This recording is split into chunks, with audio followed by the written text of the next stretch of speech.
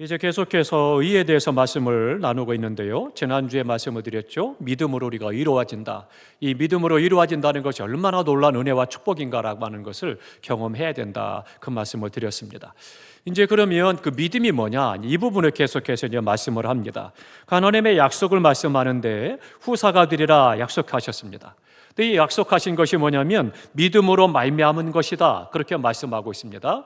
그러니까 우리가 믿음으로 이루어졌다. 그리고는 어떤 축복을 주셨느냐? 약속하셨습니다. 그 약속을 말씀을 하고 있는데요, 이 약속은 온 세상을 상속하는 것에 대한 말씀들을 기록을 하고 있는 것을 볼 수가 있습니다. 그래서 아브라함으로 시작을 해서 모든 자에게 주시는 약속을 우리에게 말씀해 주고 있습니다. 그러면 그 약속이 뭐냐? 아브라함에게 말씀하신 것인데요, 후손에게나 아브라함에게나 세상의 상속자가 되리라고 하신 여호와의 율법은 그렇게 말씀합니다. 그러니까 하나님께서 아브라함에게 말씀하신 것이 모든 믿는 자, 아브라함의 후손들, 모든 믿는 자들을 다 향해서 약속하신 것입니다. 그것이 뭐냐? 세상에서 상속자가 되리라, 그렇게 말씀합니다. 그러면 어떤 것을 상속하느냐? 가나안 땅을 말합니다. 아브라함에게 너는 내가 본토 친척 집을 떠나서 가라는 곳으로 가라, 그렇게 말씀하셨죠. 그래서 이제 약속의 땅, 젖과 꿀이 흐르는 가나안 땅을 향해 가는데 그 땅이 바로 하나님의 약속하신 땅이죠. 그것은 뭐예요? 모든 믿는 자에게 주시는 약속의 땅인데 그것이 하나님의 나라를 말씀하고 있고 새하늘과 새 땅을 상징해서 말씀해주고 있습니다. 그렇기 때문에 우리가 이 가나안 땅은 약속의 땅이라는 것과 또 새하늘과 새 땅에 대한 모형이다, 그것을 우리에게 가르쳐서 말씀해주고 있습니다. 그럼 한번 보겠습니다. 히브리서로 가보겠습니다. 히브리서 8장으로 갑니다. 히브리서 8장 11장 8절로 갑니다. 거꾸로 말씀드렸어요. 11장 8절로 11장 8절로부터 10절까지입니다. 11장을 펴놓고 계속 보겠습니다. 11장 8절부터 10절까지 다 함께 했습니다. 믿음으로 아브라함은 부르심을 받았을 때에 순종하여 장래 유업으로 받을 땅에 나아갈새 갈 바를 알지 못하고 나아갔으며 믿음으로 그가 이방의 땅에 있는 것 같이 약속의 땅에 거류하여 동일한 약속을 유업으로 함께 받은 이삭 및 야곱과 더불어 장막에 거하였으니 이는 그가 하나님이 계획하시고 지으실 터가 있는 성을 바랐음이라. 아멘. 그 말씀에 보면 계속 뭘 말씀해요? 무엇으로 아브라함이 행했어요? 그렇죠. 믿음으로 말씀을 쫓아 순종해서 나아갔고 믿음으로 순종해서 그 땅에 머물렀다, 그렇게 말씀하고 있습니다.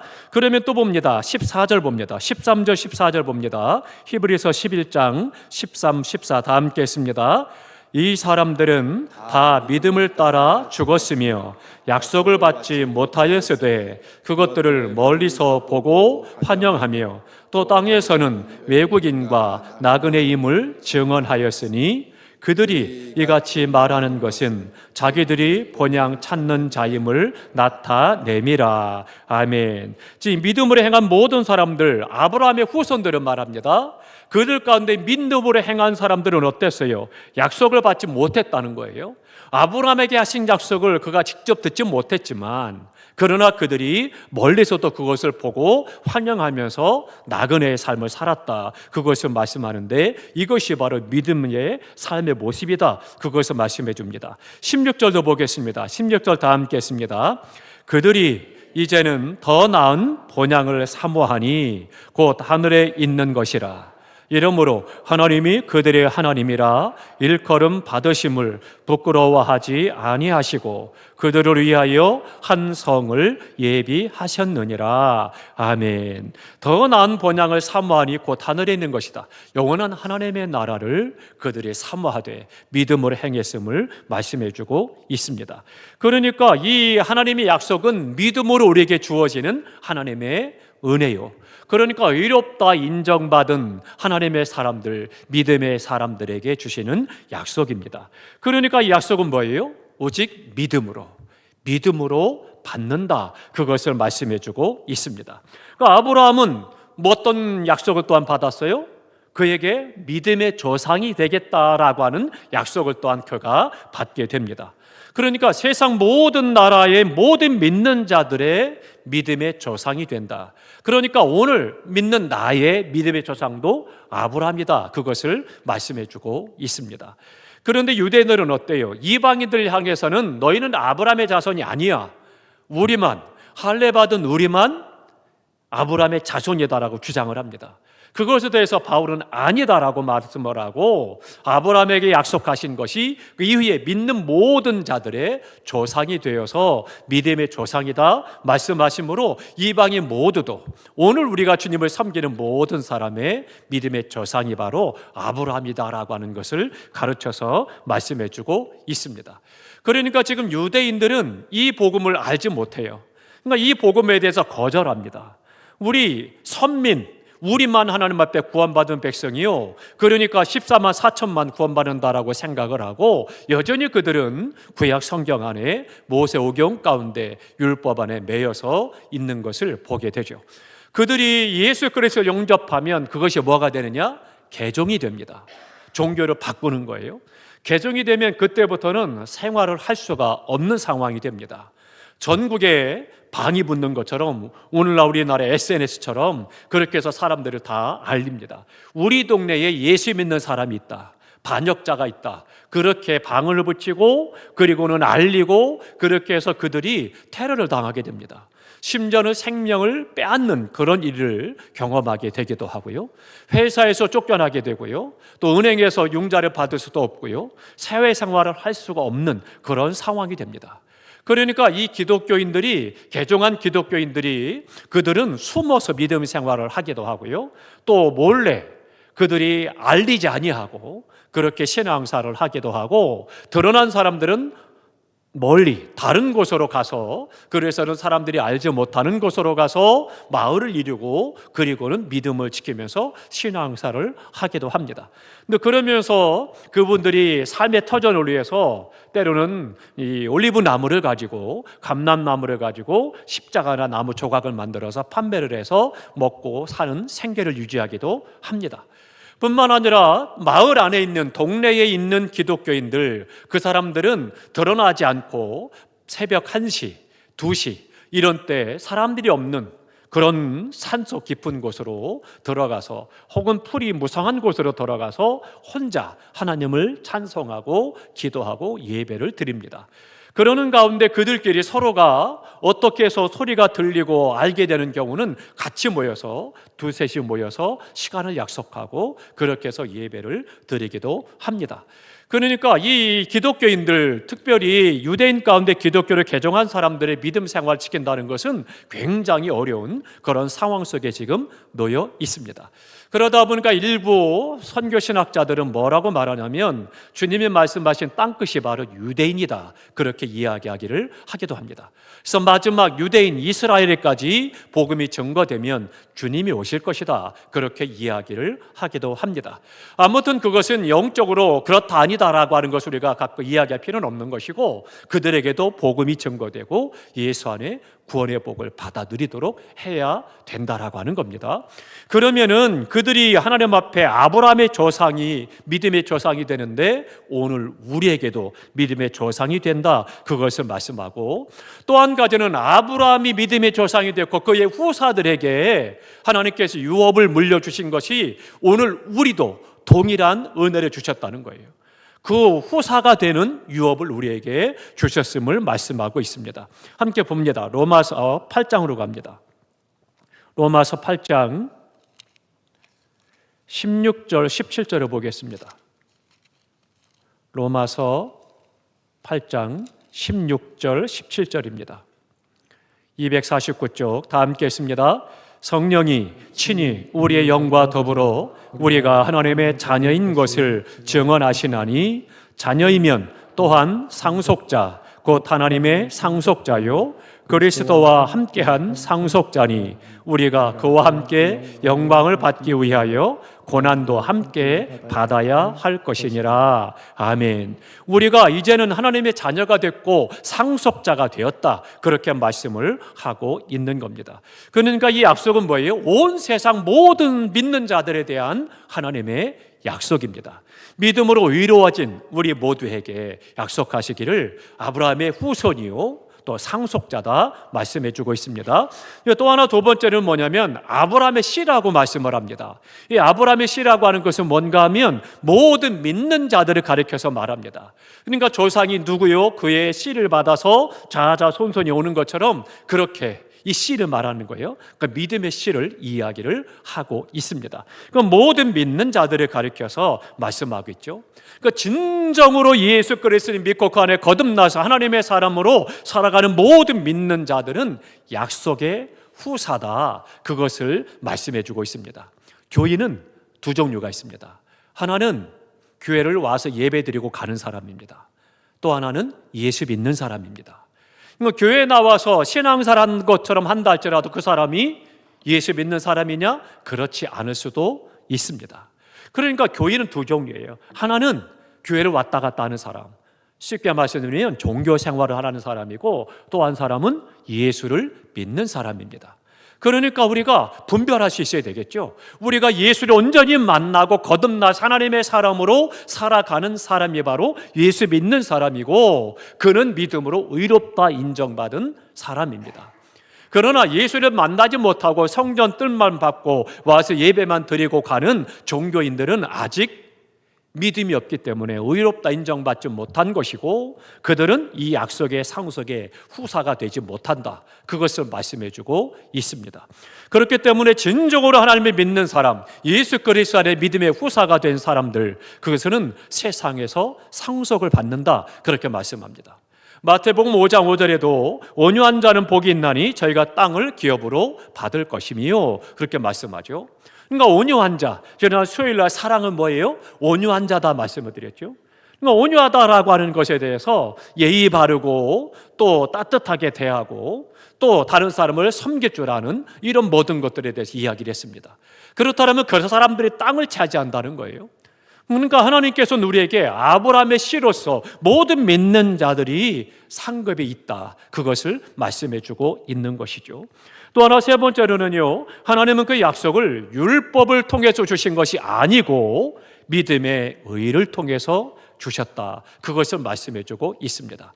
그러니까 믿음을 통해서 하나님은 누구든지 그에게 아브라함의 자손이 되는 은혜와 복을 주셨고, 그리고 아브라함의 씨가 되어 후사가 되었다, 하나님의 나라를 상속받았다, 그것을 말씀해 주고 있는 것인데, 그 모든 것들의 근거는 뭐냐? 믿음이라고 하는 겁니다. 오직 믿음으로 우리에게 말씀해 주고 있습니다. 그러니까 요점은 그거예요. 사도 바울이 로마 교회를 향해서 계속 말씀하고 있는 것이 뭐냐면, 믿음으로, 은사도 아니고 다른 어떤 공동체의 모임도 아니고 오직 하나님을 믿는 믿음 안에서 우리가 의로워지는 것이고, 그 안에서 우리는 후사가 되었고 상속자가 되었다, 그 축복을 말씀해 주고 있는 것입니다. 그렇기 때문에 우리가 이 믿음을 갖고 있을 때 우리는 하나님의 나라에 대한 소망을 갖게 되고 확신 가운데서 이 땅에서 천국을 누리면서 복된 믿음의 삶을 살아갈 수가 있는 것입니다. 근데 그것을 뭐라고 말씀하느냐? 오늘 본문에 보니까 믿음이라고 말하면서 은혜, 그렇게 말씀합니다. 그러면 우리가 믿음으로 의롭다라고 말씀하는데 믿음이 뭐냐는 거죠. 세 가지 사실을 이야기를 합니다. 기본적으로 가장 기초적인 신앙생활에 있어서 우리가 알아야 될 믿음은 뭐예요? 지난번 말씀대로 내가 예수를 믿는 것입니다. 예수를 믿는다라면 그 예수를 믿는 것이 뭐냐라고 하는 거예요. 예수님은 하나님의 아들이시요, 이 땅에 오셔서 나의 죄와 질고를 지시고 십자가에 죽으셨음을 내가 믿습니다. 그리고 3일 만에 사망한 것을 깨뜨리고 다시 살아나셔서 부활의 첫 열매가 되심을 믿습니다. 그리고 주님은 승천하셔서 하나님의 보호자 우편에 앉아 계시고 우리 가운데 성령을 보내셔서 인도해 주심을 믿습니다. 그리고 주님의 때에 제 이름대로 오셔서 우리를 하나님의 나라로 인도하실 것을 믿습니다. 이 믿음을 이야기를 하는 거예요. 이 기독교 신앙의 가장 기초가 되는 믿음의 말씀입니다.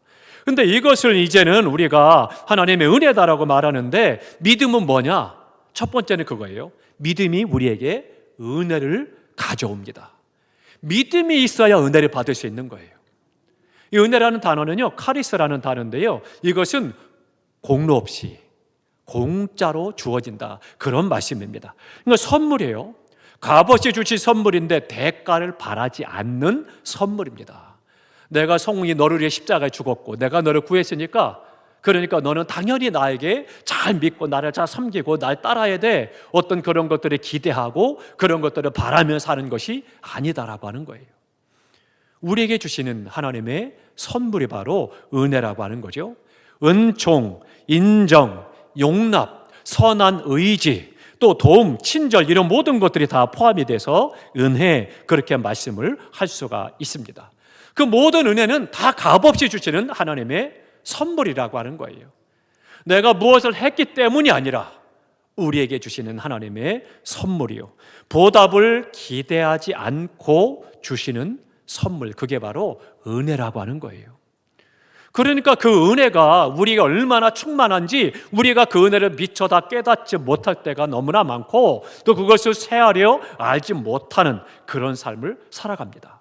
그러면 어떻게 그것을 알 수 있느냐? 감사를 보면 알아요.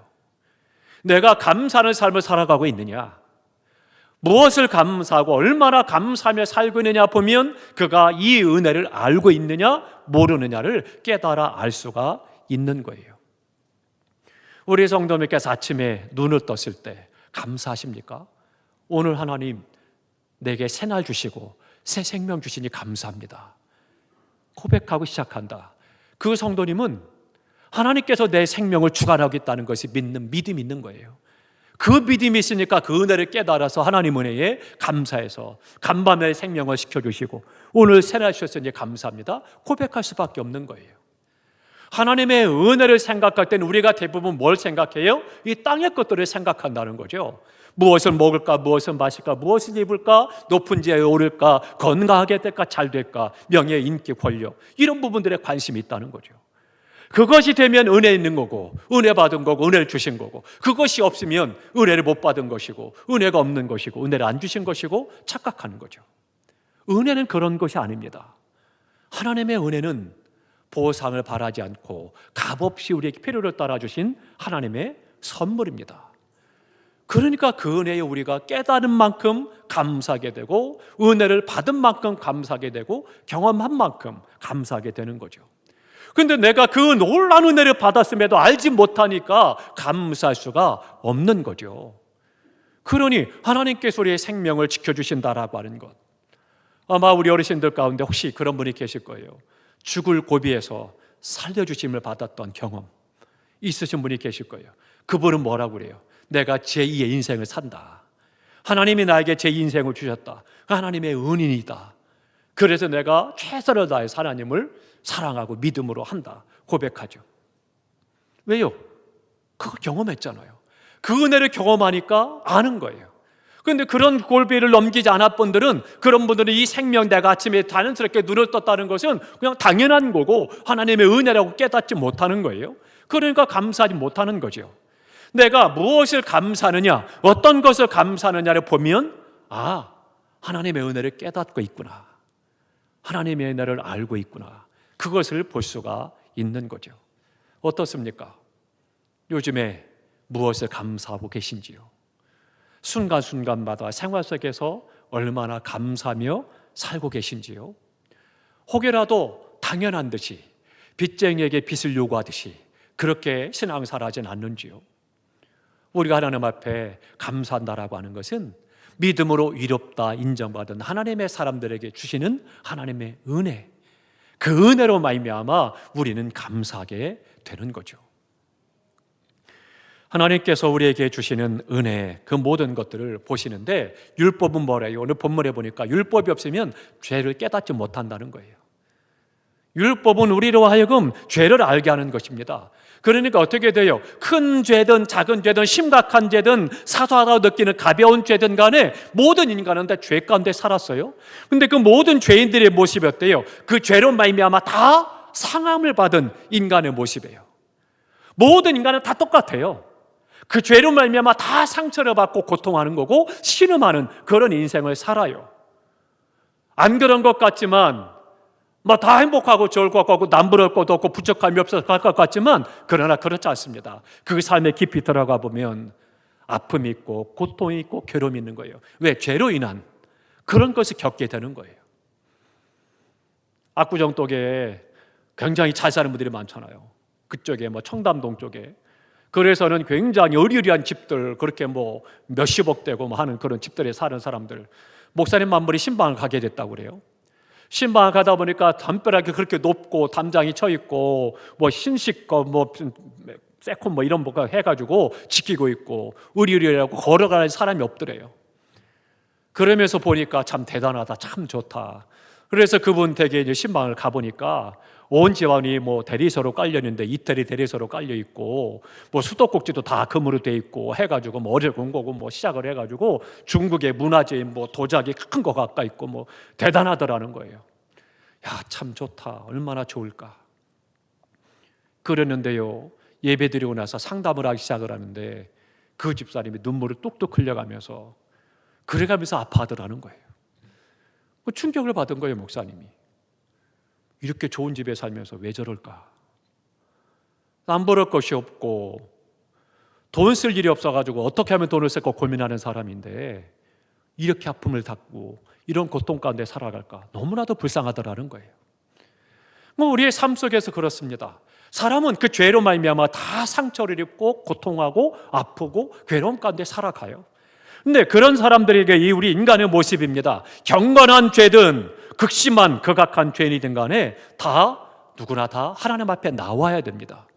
하나님 앞에 나올 때 뭐라고 그래요? 죄를 고백해야 됩니다. 그리고 예수님께서 나를 구원하신다라고 하는 것을 믿어야 되는 것이고 예수님이 나의 구주 되심을 고백해야 되는 것이고 내 죄를 용서 안 받도록 구해야 되는 거고 용서 받았음을 감사해야 되고 그 은혜에 감사해서 하나님을 찬송하고 영광 돌리는 삶을 살아가야 된다는 거예요. 이것이 은혜 받은 자의 삶의 모습이다 말씀해 주고 있습니다.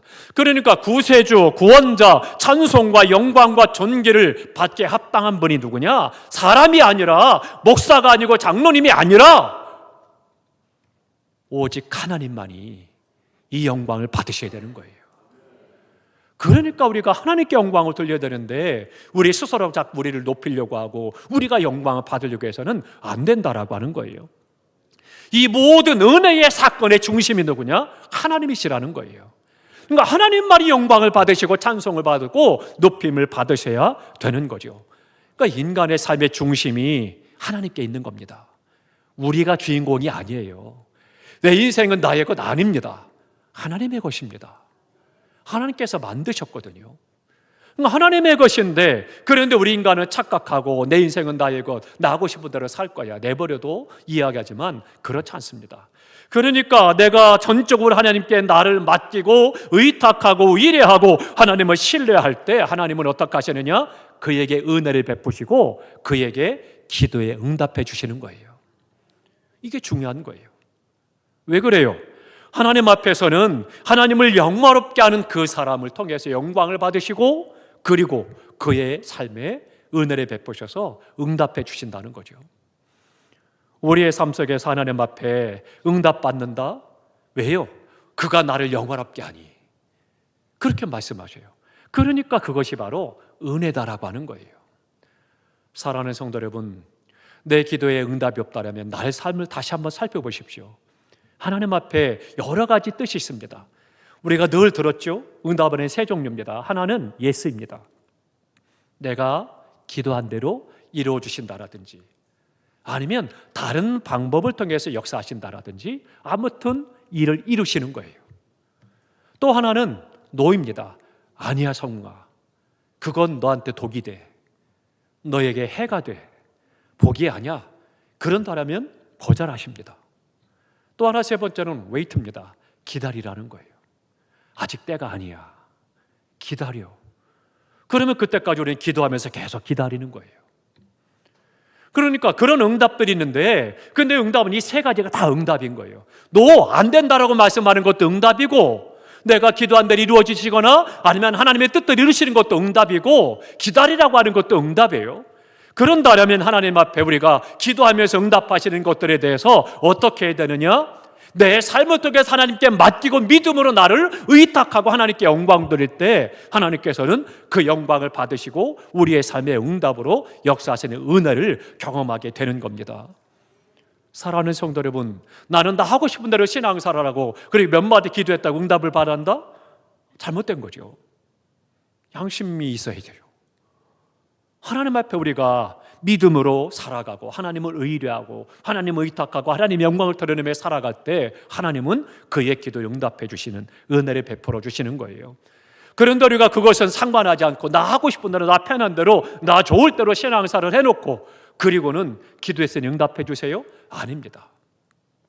우리가 신앙생활을 올바로 하셔야 된다고 그랬죠. 하나님 앞에 우리가 어떻게 신앙생활하는가 다시 한번 살펴야 되겠습니다. 진정으로 하나님을 믿으면 하나님의 은혜가 그에게 믿음으로 인해서 부어지는 것을 경험하게 됩니다. 날마다 이 은혜를 경험하며 살아가시기를 주님의 이름으로 축원합니다. 하나님을 영화롭게 하고 찬송하며 존귀하게 하는 것, 이게 믿음인 거예요. 그러니까 어때요? 하나님 산을 옮겨주셔서 하나님께 영광이 되게 해주셔서 산을 옮길 만한 믿음을 가지고 지난주 말씀드렸잖아요. 이 믿음을 가지고 모든 믿음이 그 믿음을 행할 때 하나님께서 옮겨주시고 영광을 또한 받으시는 거죠. 오늘 우리의 삶 속에서 기도할 때 이런 부분들을 더불어서 말씀하고 있습니다.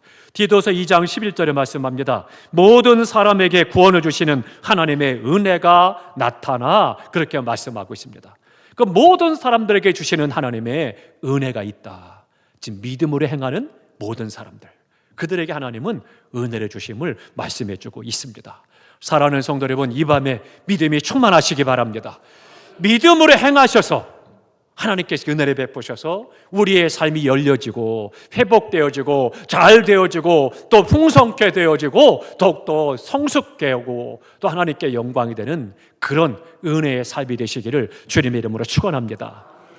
뿐만 아니라 하나님께서 믿음은 뭐라고 말씀하는가 하면 두 번째로는요, 믿음은 약속을 견고하게 한다 그렇게 말씀합니다. 믿음이 있으면 약속이 견고해지는 거예요.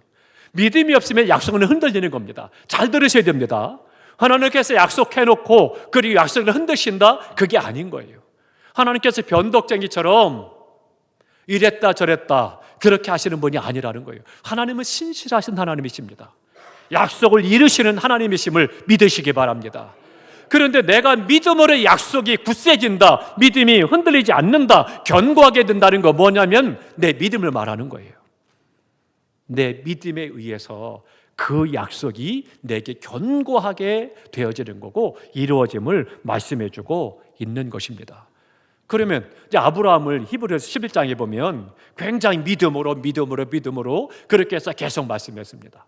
또 믿음으로 다윗을 이야기하고 믿음으로 하나님의 사람들을 계속 얘기해요. 다 믿음이다 이야기합니다. 그러면 우리가 기가 죽잖아요. 그분들은 다 믿음으로 능력이 있었고 권세 있었고 놀란 역사 이뤘고 역사 인물이 됐고 하나님 앞에 정말 인정받는 믿음으로 그렇게 놀란 하나님의 사람들로 기록되어 있어요.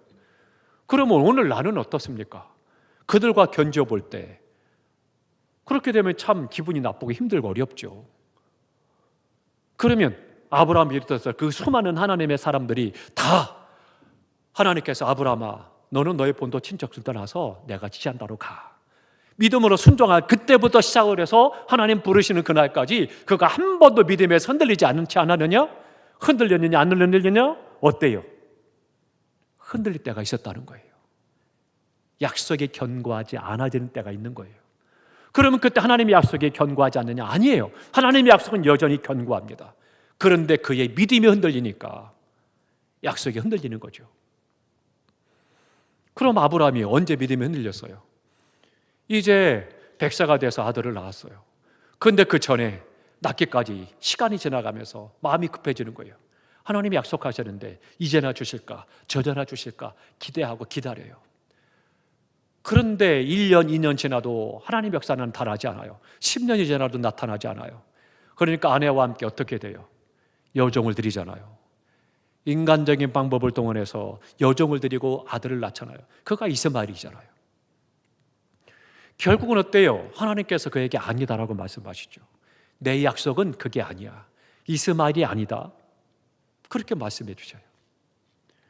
우리의 삶 속에서도 순간순간 우리가 믿음이 근거 아래 서 있으면 약속은 흔들리지 않는데, 근데 믿음이 흔들리면 약속이 흔들리게 되는 거예요. 하나님의 약속은 변함없고 반드시 이루시는 신실하신 하나님이고 능력의 하나님이셔요. 그런데 문제는 내가 이 믿음 안에 온전히 서 있느냐, 그게 중요하다는 거죠. 어떻습니까? 나의 믿음이 내 상황과 환경과 형편에 따라서, 조건에 따라서 흔들리는지 안 하는지요.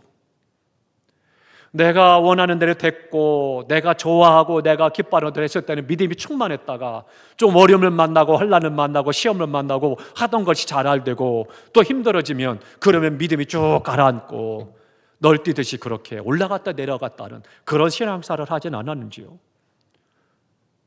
하나님께서 보실 때 얼마나 안타까우시겠습니까? 우리의 믿음은 그런 믿음이 아닙니다. 견고한 믿음, 하나님의 약속이 흔들리지 않는 이 견고한 믿음을 우리에게 말씀해주고 있습니다. 그러니까 하나님이 약속하신 대로 이루실 것을 믿고 주님을 위해서 기꺼이 주님이 원하신다면 낮아질 수도 있고 억울함을 당할 수도 있고 고난을 당할 수도 있고 때로는 안 될 수도 있고 그것이 길 수도 있고 짧을 수도 있고 때로는 내가 원하지 않아도 높임을 받을 수가 있고 세움을 받을 수가 있고 하나님의 뜻 안에서 그 믿음 안에 온전히 서서 하나님의 뜻이 이루어지기를 기대하고 나아갈 때 우리의 삶을 통해서 하나님은 영광을 받으시고 은혜를 계속해서 그에게 부어주시는 거죠. 사랑하는 성도 여러분, 우리의 믿음이 세상의 조건과 환경과 삶의 정황에 따라 흔들리는 믿음이 아니고 성경적인 믿음, 하나님을 믿는 믿음 안에 온전히 서시기를 축복합니다. 이 믿음 안에서 결코 흔들리지 마십시오. 생각 많으신 분들 생각 내려놓으십시오. 생각 많이 한다고 똑똑하고 믿음이 좋은 거 아닙니다. 오히려 말씀하시니까 단순히 내가 이해가 안 돼도 내가 믿습니다. 믿어보겠습니다. 믿음으로 고백하고 행하십시오. 하나님께서 인도하신 것을 경험하게 될 것이고 하나님께서 그러셔서 이렇게 행하셨구나라고 하는 것을 간증하게 될 것입니다. 우리의 믿음이 흔들리지 않는 견고한 이 믿음, 그 안에 우리가 서야 될 것을 말씀해 주고 있습니다. 마지막 또 하나 믿음은요, 약속이 있는 모든 사람들을 위한 것이다. 그렇게 확인시켜 주는 겁니다. 이 약속을 받은 모든 사람들에게 다 우리에게 믿음이다라고 하는 것을 이야기를 합니다. 인종 차별하지 않습니다. 학력 차별하지 않습니다. 나이 차별하지 않습니다. 동서고금을 막론하고 모든 믿는 사람을 가르쳐서 말씀해 주고 있는 것을 보여주고 있습니다. 그러면 함께 말씀 찾고 기도하겠습니다. 신명기 7장으로 갑니다. 신명기 7장입니다. 신명기 7장 9절을 보겠습니다. 신명기 7장 9절 273쪽입니다. 신명기 7장 9절 다 함께 했습니다. 그런즉 너는 알라 오직 내 하나님 여호와는 하나님이시요 신실하신 하나님이시라.